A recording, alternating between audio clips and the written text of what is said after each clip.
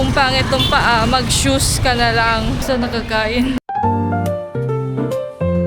Ang gagawin namin for today, kami sa salon. New Year, new me! We will be having our watches replace battery. Parang mali yung pagkasabi ah.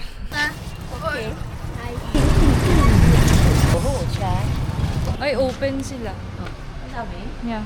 Update guys. 4 pa daw yung waiting. Dun sa kabilang kanto, mayroon ding salon. Ay, sarado sila.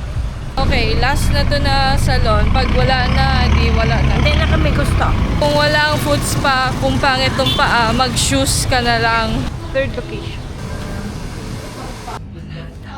Tawa ka sa akin, hindi ka marunong tumawid eh. Tanaya Pretty Salon.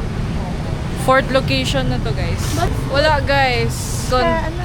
Dunkin Donut. Sa Dunkin Donut. Souvenir store. Ah, saan kayo pupunta sa Dunkin? Totoo? Magliko ba ka sa Dunkin? Sila Bakit Sila parati at bigla na sa Dunkin Donut na kami. Bahala na pangit ang paa basta nakakain. Okay na.